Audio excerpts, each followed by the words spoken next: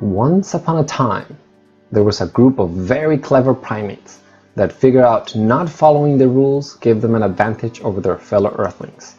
They figured out using other creatures' skin to protect them from the elements was more efficient than growing your own hair, which is prone to parasites. They also found using sharp sticks to hunt from afar was safer and more effective than facing your prey in close quarters. Not only that, they found out how to make plants grow for them and give them a reliable source of food year-round. Eventually, they will figure out how to enslave other creatures and use their strengths and even their bodies as food, which would eventually lead these clever primates to enslave their fellow primates, so they could build the infrastructure needed to grow a great civilization, which would depend on slavery for a surprisingly long time. And they broke all these rules for what? Hello dear audience, my name is Bernard Belmont. I will be your humble narrator on this journey to discover why these clever primates keep breaking the rules and what's the point behind it all. I'm new to creating content on YouTube, so please be gentle, my technique will be rough. First, a small disclaimer. Anyone who tells you they know all the answers is lying. And I'm not here to tell you I have it all figured out. On the contrary, I feel just as lost and scared as anyone. We all feel the same joys and sorrows. The reasons may be different, but the results are the same. Today's story is just to try to illustrate a hypothesis which is very simple, yet it could teach us about the actual meaning of life. And yes, there are many individual meanings of life. Probably the same number as living creatures, because each living creature can have their own meaning. But if there was a universal goal or objective that unifies us all, like a compass, to guide us and give us a true north, well, that's the question we'll explore today. The protagonists of our story are the rules behind life itself and what they really mean for the clever primates. The universe, at its most basic description, is just matter interacting with other matter. Dancing, if you will. And all of this dancing happens under a set of rules which the clever primates have managed to understand pretty well. They call them the laws of thermodynamics, physics, and chemistry. And the clever primates still have a lot to learn, but they understand these rules to the point they can build predictive models to shape the world in such a way it fits their needs. Of course, this is nothing new, so your humble narrator won't dive deep into this subject. But there is still a big unknown, which is, why do the forces that govern our story behave the way they do? Why does gravity affect matter the way it does? Why does oxidation happen? Why does osmosis work the way it does? Why does electricity perform work? Why does the universe have entropy? And your humble narrator believes the clever primates found an answer. No one individual can take credit for these observations. They are based on the work of thousands of people, philosophers, scientists, and so many unnamed that with their combined efforts have helped to make today's world what it is. And the hypothesis goes like this. There is a force that governs all forces and interactions in the universe. Call it the law of equivalence. This is the force that makes the universe constantly go towards neutrality, which means nothing is gained and nothing is lost, just like the laws of thermodynamics and the laws of physics state. But what does this really mean to the individual or to the civilization? It means there is no gain without sacrifice, nor sacrifice without gain. In simple terms, there is no win-win or lose-lose scenarios. Even the best of situations will have a negative aspect to it, and the most horrid of situations will have something positive to them. And this is not news to anyone. But what your humble narrator is here to illustrate is that this ratio of good versus bad is exactly 50-50, meaning there is no such thing as good and bad. A natural first reaction will be an obvious no. There are situations most would not like to live through. And most of these negative scenarios are based on biological needs. The vast majority of clever primates do not want to feel hunger, despair, or torture. But those who have suffered these conditions come out the other side stronger, more determined, or don't come out of it at all. And let me be clear, death is not a punishment nor a reward. It is the ultimate equalizer. All of your happiness, joys, and general goodness ends in an instant, but all of your fears, your pains, your anguishes end as well. Therefore, death is just like everything else, neither good nor bad. And if you meditate on it, we can never view death as any type of punishment. Otherwise, all living creatures would be on their way to be punished. So when we take an objective look at all situations and truly see them for what they are, without any bias, especially biological needs bias, we can see that all situations stretching back as far as we can see from the Big Bang all the way to the Big Freeze have been and will be equivalent. Let's take a look at some examples. War is one of the stupidest things the clever primates can do, but their greatest technological advancements have happened because of war. From duct tape, radar, to the internet, all are thanks to wars. Take another example, slavery.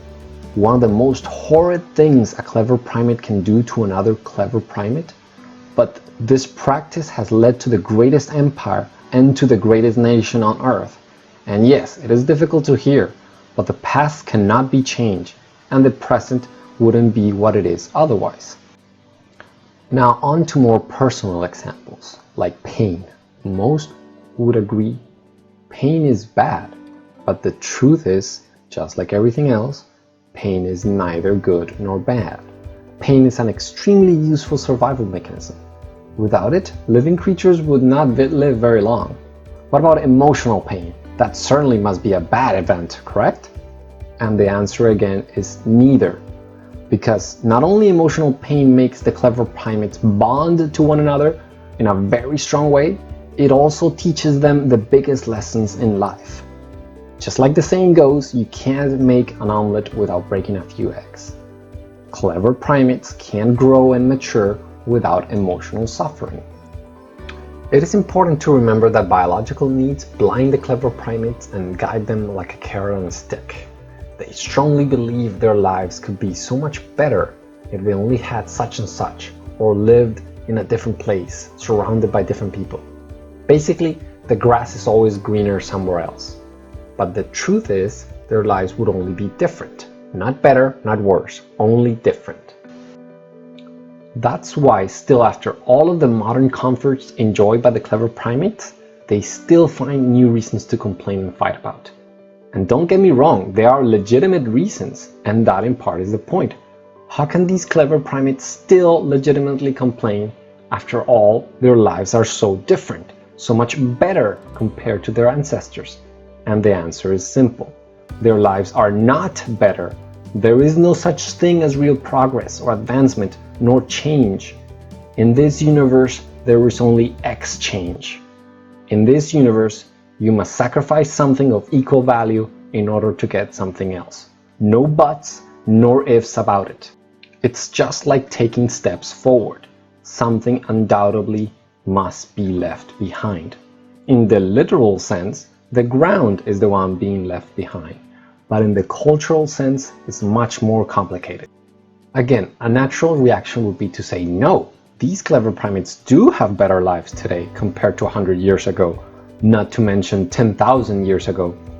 As far as biological needs go, your humble narrator agrees 100% with the notion that clever primates have easier lives today. But easier doesn't mean better. And aren't we forgetting about the cost of modern living? A lot, not all, but clever primates have more food, access to clean water, transportation, modern toys, and pretty much figured out how their bodies work, meaning they have extended their very existence. But again, at what cost? Modern slavery? Industrialized farming? Massive extractions of natural resources, which destroy ecosystems? And keep in mind, all of these costs are just related to biological needs, not related to emotional needs nor personal realization needs. Finally, it goes without saying, all of these situations force the clever primates to have governments and countries which constantly bicker and fight, not because they want to, but because they must. There is no gain without sacrifice, nor sacrifice without gain. It may be starting to sound like this story is just another complaint about how these clever primates produce their stuff, but this story is neither a praise nor a complaint. This story is just to illustrate how the clever primates will always have to pay a price no matter the situation, but there is good news. There will always be a benefit too, no matter the situation. Take their modern toys as an example.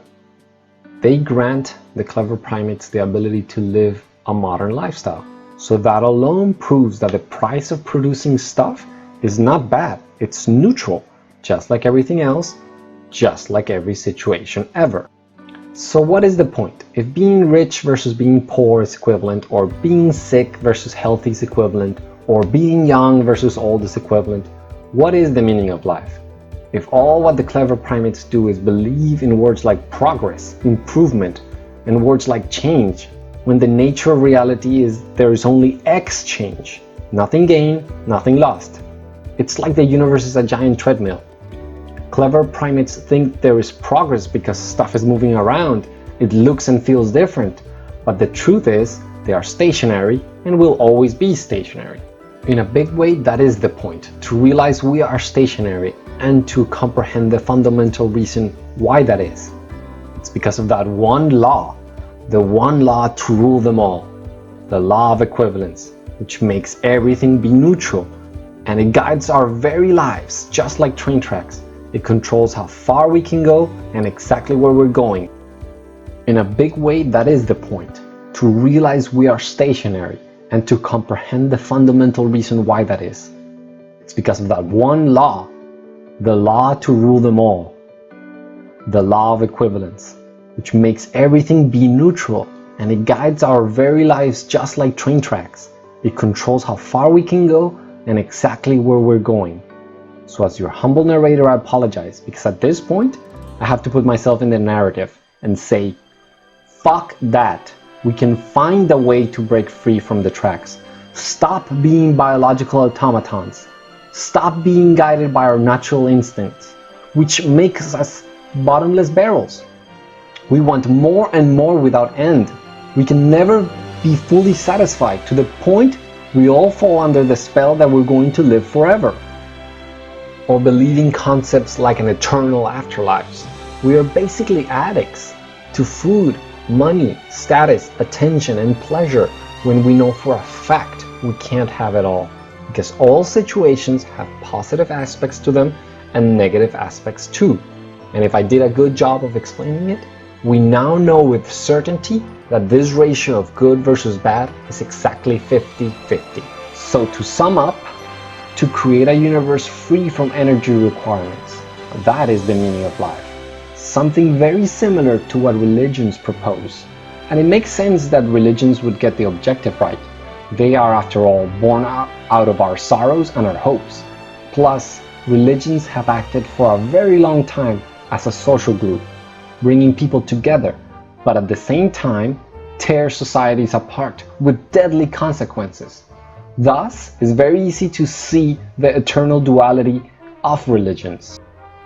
So religions got the objective right, but not the method to actually achieve it. Because the way they go about it, it's by hoping your equivalent deeds somehow get you into an inequivalent dimension when you die. Which, if you think about it, the price of entry is your life. Thus, the price is too high.